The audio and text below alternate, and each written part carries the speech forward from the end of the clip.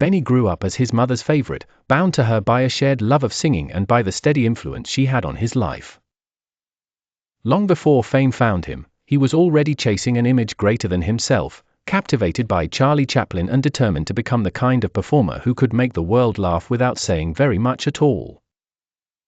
During the Second World War, he left school with no qualifications and began work wherever he could find it, delivering milk and then taking a job in Woolworths. Yet ordinary work never held him for long. At 17 he sold his guitar and left home to pursue the stage, arriving in London with little money and nowhere to stay. Some nights he slept in an air raid shelter, holding tight to his ambition while the city slept around him. He started at the bottom, first as a prop boy and then as an assistant stage manager. He watched, listened, and learned. Then came the night when an actor failed to appear and Benny was pushed into the role almost by accident. That moment changed everything. The shy young man from a modest background discovered that he could command a stage and hold an audience.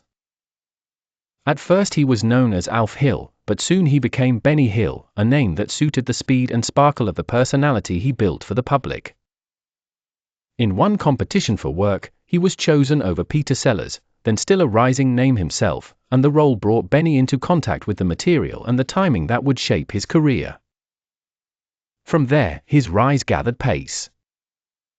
By 1954, Benny had become Britain's best-loved comic.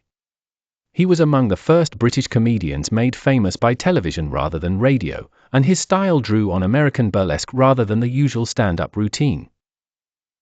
He surrounded himself on screen with glamorous women, yet in his private life there was a sense of distance, as though the chase for laughter had left no room for lasting closeness.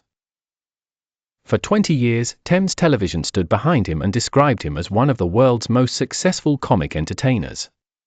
His programs were sold to more than 140 countries, and millions knew his face, his timing, and his unmistakable comic energy.